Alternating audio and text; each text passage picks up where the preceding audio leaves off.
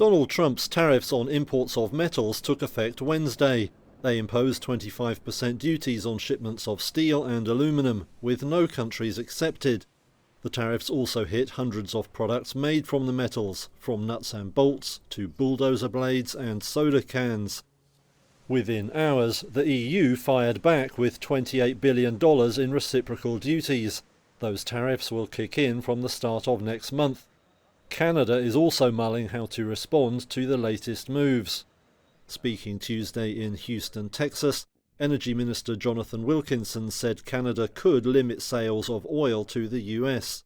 But when we're talking about sort of non-tariff retaliation, it could be about restricting supply. It could be putting our own export duties on products. It could be energy and minerals. It could be broader than that. Canada is the largest supplier of imported oil to the US, shipping some 4 million barrels per day. Wilkinson says a levy on US ethanol is another option being considered. In Australia, the government was disappointed not to win an exemption from the new tariffs, something Trump said last month he would seriously consider.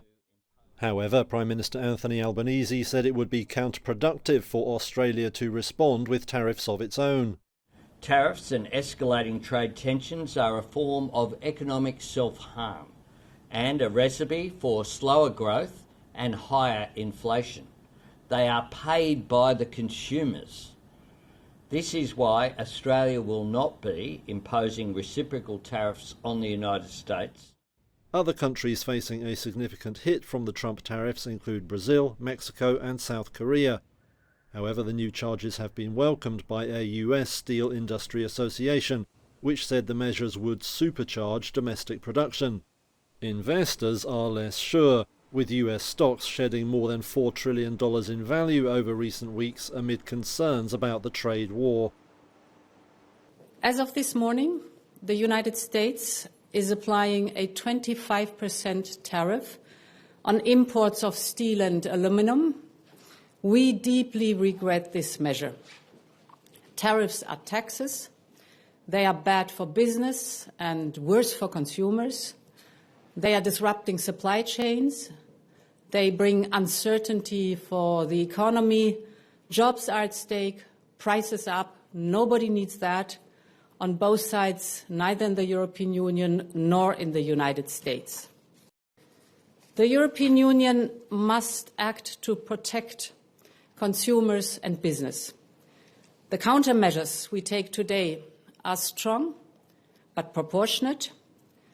As the United States are applying tariffs worth $28 billion, we are responding with countermeasures worth 26 billion euros. This matches the economic scope of the tariffs of the United States. Our countermeasures will be introduced in 2 steps, starting with April 1st and fully in place as of April 13th. In the meantime, we will always remain open to negotiations.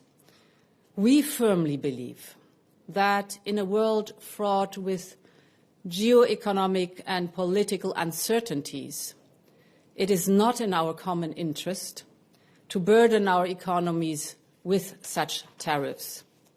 First, as of April, we will automatically reinstate our current suspended rebalancing measures from 2018 and 2020, effectively targeting 4.5 billion euros worth of US goods exported to us.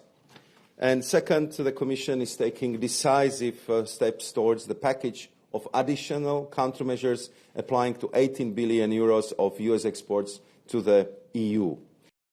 The objective is to counterbalance the increased trade value affected by the US tariffs, while minimizing the impact on European businesses and consumers.